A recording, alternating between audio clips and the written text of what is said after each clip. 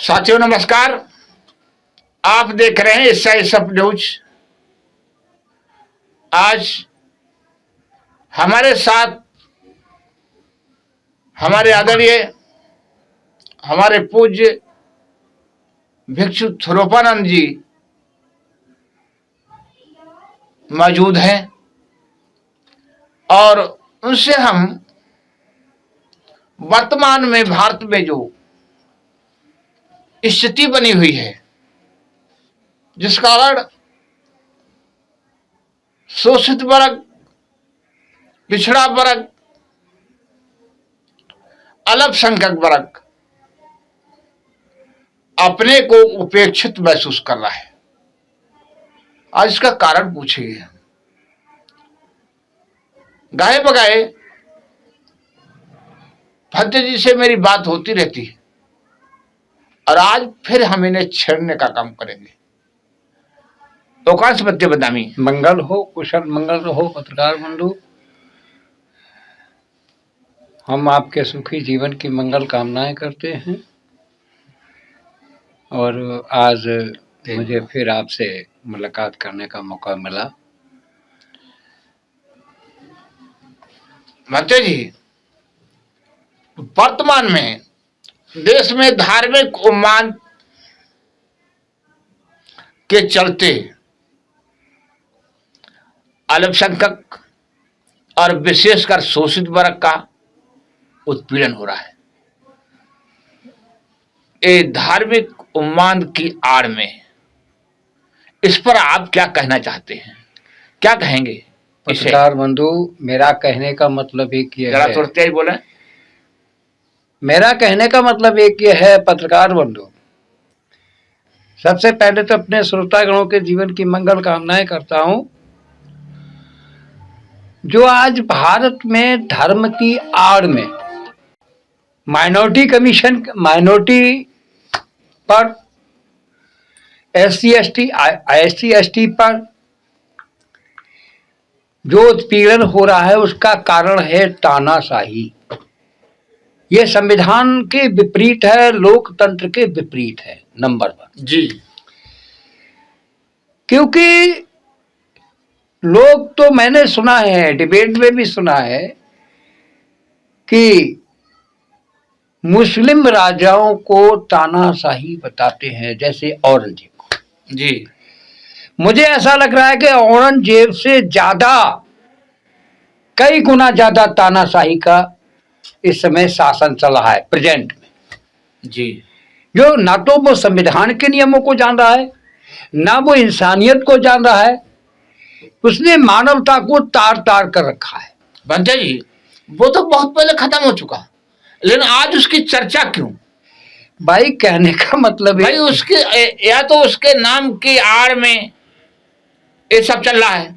भाई उनका कहने का मतलब है कि उन्हें निशाना कहीं और बार कहीं, यानी बहाना है, भी बहाना है।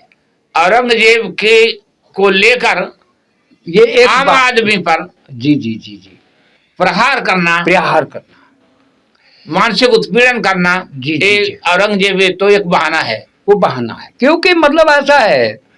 मैं तो एक बात कहना चाहता हूं, अभी मैंने कई लोगों से बात किया इस चर्चा पर, आप मुस्लिमों को क्यों मतलब जो है निशाना साधते हैं? जी, तो लोगों ने कहा कि वो विदेशी थे। तो मैंने उनको जवाब दिया, चोर चोर मौसेरे भाई।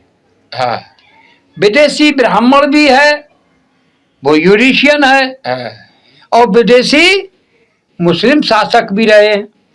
जी, दोनों विदेशी हैं और दोनों का काम मतलब जो है इस देश को तबाह करने का काम है, मानसिक तरीके से, चाहे वो शारीरिक तरीके से, चाहे वो आर्थिक तरीके से, हर तरह से राजनीति की आड़ में। अब धर्म तो कहाँ रहा? धर्म का मतलब है इंसानियत, हाँ, धर्म का मतलब है मानवता, लेकिन मानवता भी कोने में रख दी, हाँ, लोकतंत्र भी कोने में रख दिया। अब रह क्या गया है?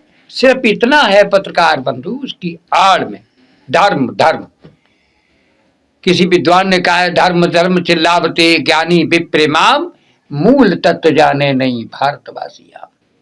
भारतवासी आम, धर्म में मैत्री करुणा, अधर्म उसको कहो सिखाया जिसने लड़ना। तो कहने का मतलब एक किया है कि हम लोग, मैं इस बात के बड़े अचंभे में हूं। अभी आप इस्लामों की अगर जरा पक्षधर की बात करना शुरू करें तो तमाम ब्राह्मणवाद बौखला जाता है। इस तरह से बौखला जाता है कि अरे भाई, क्या आप इस्लामों की औलाद हैं? आपसे पूछा जाए कि आप खुद विदेशी हैं, और उसका सबूत है कि अगर आप इंडियन के शेड्यूल कास्ट एंड यहाँ के ब्राह्मण, भारत के लोगों का, ब्राह्मणों का, दोनों का डीएनए एक किया जाए तो नहीं होगा, एक नहीं मिलेगा। डीएनए के मारे इनकी मत कट है, डीएनए के मारे इनकी इतनी मत कटती है कि दुखती नस है। दूसरी बात, भारतीय संविधान की बात तो इन्हें पसंद नहीं है। वो तो कहते हैं कि भारत के संविधान की हम कद्र करते हैं, भारत के संविधान को मानते हैं। भाई आप पत्रकार बंधु एक बात बताइए, जो भारत के संविधान का सम्मान करेगा, सम्मान करना अलग है, भारत के संविधान में जो देश का है उसको पढ़िए और उस पर मनन करिए, विचार करिए। भारतीय संविधान, इंडियन कॉन्स्टिट्यूशन का जो रूलिंग है, जो प्रस्तावना है, अगर उसको पढ़ने पर, अगर पढ़ने के आधार पर, उसके प्रस्तावना के आधार पर अगर कोई भी शासक अगर शासन चलाता है तो देश में किसी को कोई भी आपत्ति नहीं हो। तो भंते जी एक बात बताओ, आप जब टूट पड़ते हैं ब्राह्मणवाद पर, मैं जानना चाह रहा हूं कि ब्राह्मणवाद पे ही टूट क्यों पड़ते हैं? देखिए, क्योंकि ब्राह्मणवाद एक अलग है, बात तो सिर्फ झगड़े की है, और झगड़े में पिछड़ा वर्ग के लोग भी शामिल हैं। देखिए एक बात, क्या वो मनवादी नहीं है? मैं मानना, इस बात के लिए मैं जवाब दूंगा। हाँ। देखिए एक बात बताऊं, मुगल शासन में राजा अलग होता था। हाँ, होता था। हाँ, उसको मुगल कहते थे। हाँ, और जनता को मुसलमान कहते थे। हाँ, मुसलमान जो था वो मुगलों का शासक था, और मुगल जो थे वो मंगोलिया देश से आए थे, इसलिए उनको मुगल कहा गया। इसी तरह से हमारे देश में शेड्यूल कास्ट, शेड्यूल ट्राइब जितना ब्राह्मण संस्कृति का जो मानसिक गुलाम है वही हिंदू है, जबकि हिंदू नाम का कोई धर्म नहीं है। देखिए सबसे पहले इन्होंने क्या कहा, आर्य बने, आर्य बने। हाँ। उसके बाद में ये हिंदू बने। अब इन्होंने क्या काम करा है कि यार मतलब जो है लोग बार हिंदू धर्म का विरोध करते हैं और इनका सत्य भी है, तो इन्होंने क्या काम करा, अब हम हैं सनातनी। जबकि इनके किसी भी ग्रंथ में मैं चैलेंज देता हूं, पत्रकार बंधु आपके चैनल के माध्यम से मैं उनको चेतावनी देता हूं, चैलेंज देता हूं कि हिंदू धर्म के ब्राह्मणों के किसी भी ग्रंथ में सनातन शब्द को यूज नहीं किया गया है। अगर कहीं दिखा दें तो नहीं, हिंदू धर्म नहीं लिखा, सनातन तो लिखा है। नहीं, सनातन शब्द नहीं लिखा है। केवल बुद्ध ने एक जगह नहीं, धम्मपद में 10 जगह कहा है, ऐस धम्मो सनातनो। इनके किसी भी ग्रंथ में सनातन शब्द को इस्तेमाल नहीं किया गया है। आप फिर मनन कर लें, मैं पत्रकार बंधु आपका गुलाम बन के रह जाऊंगा अगर इनके किसी ग्रंथ में सनातन शब्द को इस्तेमाल किया गया हो। सनातन तो इन्होंने हमारी नकल की है, अपने दुबकने के लिए किया है। जी चलो, लेकिन हमें समझिए जो व्यवस्था है देश में कि जो एक तो बुद्ध विहार पर आंदोलन चल रहा है, दूसरे समय कथावाचक जो अपने धर्म को, अपने बहुजन समाज को जगा रहे हैं, बहुजन समाज को महापुरुषों के बारे में अवगत करा रहे हैं, उन पर भी रोक लगाई जा रही है। ब्राह्मण समाज के लोग एक कह रहे हैं कि पिछड़े वर्ग को भ्रमित कर रहे हैं, शोषित वर्ग को भ्रमित कर रहे हैं कथावाचक, बुद्धिस्ट कथावाचक। इस पर आप क्या कहेंगे? देखिए, मेरा कहने का मतलब ये कि है, मैं एक बात बताऊंगा आपको। सबसे पहली बात यह है कि हमारे देश में आपने ताइवान का नाम सुना होगा। हाँ। ताइवान में ताइवान के राजा ने बुद्ध की प्रतिमा पर प्रहार क्यों किया? क्योंकि उनके वो चाहते हैं हमारे अलावा दूसरा आदमी, दूसरा कोई भी धर्म जिंदा न रहे। हाँ। ऐसे ही यहाँ का ब्राह्मण संस्कृति के लोग मनुस्मृति के फॉलोवर, हाँ, वो बुद्ध को हजम नहीं कर रहे हैं, क्योंकि बुद्ध ने मानवता की बात कही है, बुद्ध ने विज्ञान की बात कही है, बुद्ध ने विज्ञान की बात कही है, बुद्ध ने मानवता की बात कही है, बुद्ध ने मेडिटेशन की बात कही है, बुद्ध ने तर्क सिखाया है। इसीलिए बुद्ध के धर्म को, बुद्ध के नियमों को, मानवता के नियमों को, मानवता को जिंदा रखना वो पसंद नहीं करते। इसीलिए उस पे पेड़ लगाते हैं और आरोप लगाते हैं कि ये लोग हमारे महापुरुषों को आलोचना करते हैं। ये आरोप है उनका। आलोचना होती है ऐसा मानते हैं आप? नहीं, ऐसी देखिए, एक मिनट बात सुनिए। सत्यता कहने में किसी को कोई गुरेज नहीं होना चाहिए। भारतीय संविधान के आर्टिकल 15 में हम भारत के सभी धर्म के लोगों की धार्मिक स्वतंत्रता की आजादी है। वो अपनी बात कह सकता है। समाज पे शोषण कैसे हुआ उसके बारे में वो बता सकता है, उसे बताने का अधिकार है। यही तो पेट में मरोड़ है ब्राह्मणवाद के, इसी को तो ब्राह्मणवाद कहते हैं। बंतो जी, हम इसका फिर समाधान क्या है? इसका एक ही समाधान है, मेरे दिमाग से केवल सिर्फ एक ही इसका इलाज है। जब तक बाबा साहब ने एक ही बात कही है, जब तक गुलाम को गुलामी का एहसास नहीं होगा तब तक वो गुलामी में मस्त रहेगा, और जिस दिन गुलाम को गुलामी का एहसास हो जाएगा उस दिन वो गुलामी की बेड़ियों को तोड़कर बगावत करने को मैदान में आ जाएगा। तो जितना शेड्यूल ट्राइब और माइनॉरिटी के लोग हैं, ये लोग अभी मानसिक गुलाम हैं, और जिस दिन इनके अंदर से ये महसूस हो जाएगा कि हमें भी गुलाम बनाया गया है, आपने देखा होगा। अच्छा, पिछड़ा वर्ग के लोगों को पता नहीं है कि हम गुलाम हैं। प्लीज पत्रकार बंधु, मैं वहीं लेके जा रहा हूँ। एक मिसाल बता रहा हूँ। इस गवर्नमेंट से पहले मतलब जो है उत्तर प्रदेश में अखिलेश बाबू की सरकार थी। वैसे मुझे राजनीति पर बात नहीं करनी है, लेकिन मैं अब बात आती है तो कहने में कोई दिक्कत नहीं है।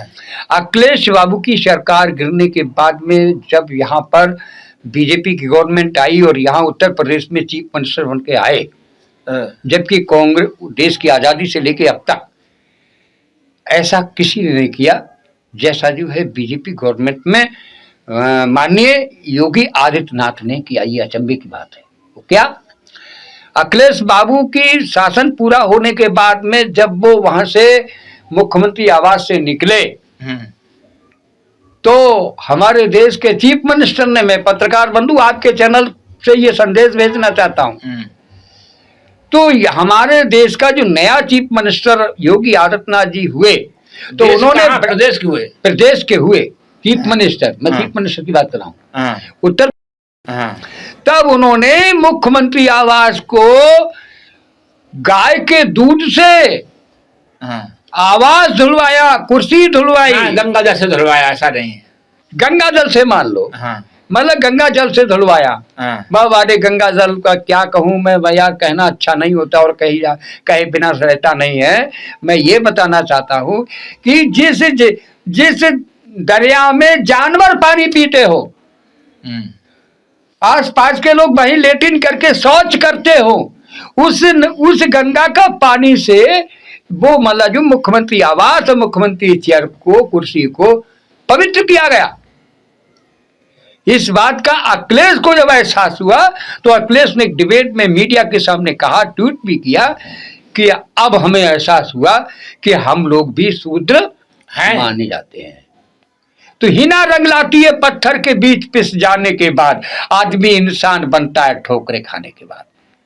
आपने देखा है महाबोधि महाविहार का चैनल का, महाबोधि महाविहार का मामला खूब तूल पकड़ रहा है। आपने भी कहा तो भी था। हाँ, उसमें मैं वहीं पर लेके जा रहा हूं। उस आंदोलन में अब आगे क्या हो रहा है? उसमें देखिए, सबसे पहली बात यह है, करत करत अभ्यास से, सुनो, करत करत अभ्यास से जड़मत हो सुजान, और रसरी आवागमन से सिर पर पड़त निशान। क्रांति करने के लिए आज की नई क्रांति नहीं है, ये तो 1950 से माननीय सुरेश ससाई जी ने भी अब क्रांति की। बनते धमपाल नागारिक ने भी क्रांति की, जीत नहीं हुई थी। लेकिन कारण क्या हुआ? कारण ये हुआ कि ससाई जी, जब गवर्नमेंट, सेंट्रल गवर्नमेंट को पता चला कि अब हमारे ब्राह्मणवाद पर आक्रमण हो रहा है, तब उन्होंने क्या काम करा, एक प्रलोभन दे दिया, लॉलीपॉप। लॉलीपॉप बच्चा रूठ जाता है तो उसे चुप करने के लिए लॉलीपॉप दे दिया जाता है। तो ससाई को लॉलीपॉप दे दिया गया और उन्हें माइनॉरिटी कमीशन का एक मेंबर बना दिया गया। पहले उन्होंने मैनेजमेंट कमेटी में उनको मेंबर बनाया, उन्हें सेक्रेटरी भी बनाया ताकि आंदोलन न चले। आंदोलन फिर भी चलता रहा। जब उन्होंने माइनॉरिटी कमीशन में उनको सेंटर में बनाया तो ससाई की मजबूरी हुई। उस समय अखिल भारतीय भिक्षु महासंघ के राष्ट्रीय उपाध्यक्ष जो थे भिक्षु आनंद थे, और उन्होंने इस्तीफा दिया, और उस इस्तीफा देने के बाद में उसको भिक्षु आनंद को राष्ट्रीय अध्यक्ष बनाया गया। तो उनका जब से अखिल भारतीय भिक्षु संघ के राष्ट्रीय अध्यक्ष आनंद रहे, तब से इस आंदोलन का चकनाचूर हो गया, क्योंकि वो आदमी मतलब हिम्मत वाला नहीं था। ससाई जो था वो हिम्मत वाला आदमी था, काम करने वाला आदमी था, उसी को तोड़ लिया। तो मंत्री जी, अब ये है, हम माने, एक मिनट, हम ये माने कि भिक्षु भी बिक जाते हैं। देखिए, लालच में आ जाते हैं। लालच बहुत बुरी चीज होती है। तो लालच बुरी चीज, आपको भी तो लालच हो सकता है। देखिए, एक मिनट सुनिए। सबसे पहले देखिए, पत्रकार बंधु, मैं एक बात बताऊं। अब ये प्रेजेंट में जो आंदोलन चला है, इसमें एक मुखिया नहीं है। इसमें एक मुखिया नहीं है। ये पूरी संस्कृति के सभी लोग, पूरे दुनिया के लोग इकट्ठे हो रहे हैं। अगर एक ने ढील डाली तो तुरंत ही उसको बैकआउट कर दिया जाएगा। अब इतना है कि एक बिकने पर नंबर आया तो चल हट। लोगों को क्रांति करने के लिए अब इतनी पीठ भारी हो गई है कि हमें, इंडिया के लोग तो हैं, अब फॉरेन कंट्री के लोग भी हमारा इतना जनसमूह के साथ में जोर शोर से हमारा साथ दे रहे हैं। मुझे भरोसा है कि हमें अब विजय प्राप्त होगी, लेकिन टाइम लगेगा। टाइम क्यों? टाइम का मतलब है, आप जैसे मोटी मिसाल, मैं बीमार पड़ जाऊं तो कोई रोग है, बहुत लोग हैं, एक बीमार होगा सब थोड़ी बीमार हो जाए। सुनो एक मिनट, मैं एक मिसाल बता रहा हूँ। मैं बीमार हो गया तो जब मेरा रोग जो है धीरे धीरे निकलेगा, एकदम नहीं निकलेगा। तो ये क्रांति जो है, इतना भरोसा है कि अब ये क्रांति में दम पड़ेगी।